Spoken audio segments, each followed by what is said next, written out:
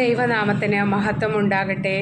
വചനത്തിൽ പറയുന്നു, നിന്നെ ഉപദ്രവിക്കാനുണ്ടാക്കിയ ഒരായുധവും ഫലപ്രദമാവുകയില്ല.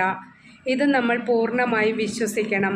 ദൈവത്തിൻ്റെ അനുവാദമില്ലാതെ നമ്മെ ഉപദ്രവിക്കാൻ ആർക്കും സാധിക്കില്ല. പ്രിയമുള്ളവരെ, കർത്താവ് പറയുകയാണ്, നിന്റെ ശത്രുക്കളുടെ മുമ്പിൽ നിന്റെ തല കർത്താവ് ഉയർത്തും. അത് താഴ്ന്നു പോകാൻ ഒരിക്കലും ഈശോ അനുവദിക്കില്ല. മറ്റൊരാൾക്ക് നമ്മെ ഉപദ്രവിക്കണമെങ്കിൽ കർത്താവിൻ്റെ അനുവാദം കിട്ടാതെ ഒരു വിരൽ പോലും സ്പർശിക്കാനാവില്ല.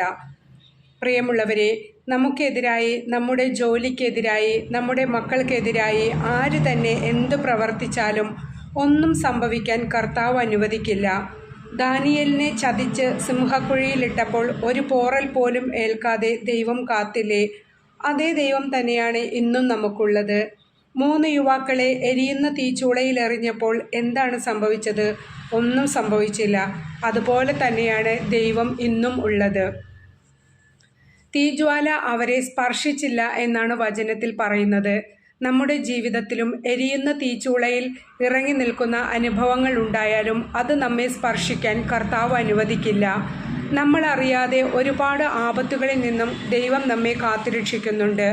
ആരെങ്കിലും നമ്മെ ഉപദ്രവിച്ചാൽ കർത്താവ് നമുക്ക് വേണ്ടി യുദ്ധം ചെയ്യും. നമ്മൾ ആരോടും പ്രതികാരം ചെയ്യാൻ പോകരുത്.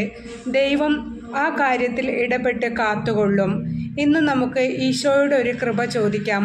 പ്രിയമുള്ളവരെ, നമ്മുടെ ജീവിതത്തിൽ എന്തു തന്നെ ഉണ്ടായാലും ദൈവം ഇടപെടുന്ന സമയത്തിനു വേണ്ടി നിശബ്ദമായി കാത്തിരിക്കാനുള്ള കൃപ നൽകണമേ.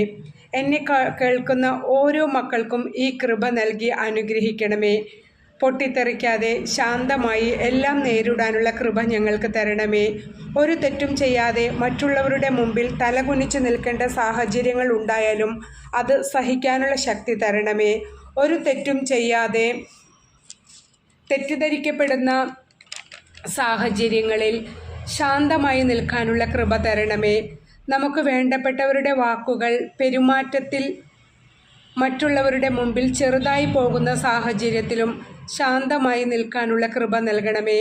ഇത്തരം മനോദുഃഖത്താൽ കഴിയുന്ന മക്കളുടെ മനസ്സിൻ്റെ മുറിവുകൾ യേശുവിൻ്റെ തിരുരക്തത്താൽ കഴുകി പരിശുദ്ധാത്മാവ് കൊണ്ട് നിറയ്ക്കണമേ.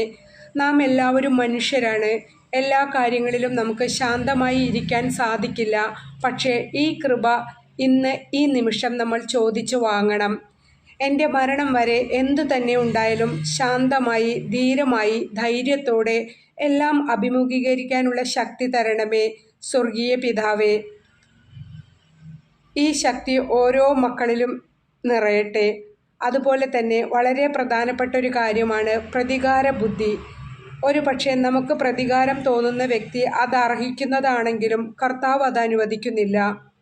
മറ്റുള്ളവരോട് പ്രതികാരം ചെയ്യാൻ കർത്താവ് ഒരിക്കലും സമ്മതിക്കുകയില്ല. പ്രിയമുള്ളവരെ, പ്രതികാരം ചെയ്തു നമ്മൾ ദൈവത്തിൻ്റെ കോപത്തിനും ശാപത്തിനും ആളാകരുത്. എന്നെ കേൾക്കുന്ന മക്കളിൽ ആർക്കെങ്കിലും പ്രതികാരം ചെയ്യാൻ പ്ലാൻ ഉണ്ടെങ്കിൽ യേശുനാമത്തിൽ അവ ഉപേക്ഷിക്കണം. പ്രതികാരം ചെയ്യേണ്ടത് ഞാനല്ല, അത് കർത്താവിന് വിട്ടുകൊടുക്കാം. പ്രതികാരം എന്ന് പറയുന്ന ഒരു കാര്യം നിങ്ങളുടെ ഹൃദയത്തിലുണ്ടെങ്കിൽ ഒരിക്കലും ദൈവസ്നേഹമോ അനുഗ്രഹമോ നിങ്ങൾക്ക് ലഭിക്കുകയില്ല.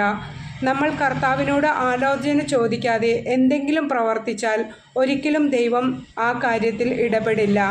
എന്നെ കേൾക്കുന്ന ആരെങ്കിലും പ്രതികാര ബുദ്ധിയിൽ ജീവിക്കുന്നുണ്ടെങ്കിൽ അവർ ദൈവത്തോട് മാപ്പ് ചോദിച്ച് നല്ലൊരു കുമ്പസാരം നടത്തി മാനസാന്തരപ്പെടണം. ഒരു നിമിഷം നമുക്ക് കണ്ണുകൾ അടച്ച് പ്രാർത്ഥിക്കാം. സഹിക്കാനും ക്ഷമിക്കാനും ശാന്തമായി ജീവിക്കാനും ഞങ്ങളെ പഠിപ്പിക്കണമേ. കർത്താവെ, എല്ലാ തിന്മകളും ഞങ്ങളിൽ നിന്നും നീങ്ങിപ്പോകട്ടെ. പരിശുദ്ധാത്മാവ് കൊണ്ട് ഞങ്ങളെ ഓരോരുത്തരെയും നിറയ്ക്കണമേ. എൻ്റെ എല്ലാ സബ്സ്ക്രൈബേഴ്സിനെയും വ്യൂവേഴ്സിനെയും കർത്താവ് സമൃദ്ധമായി അനുഗ്രഹിക്കട്ടെ. ആമേൻ.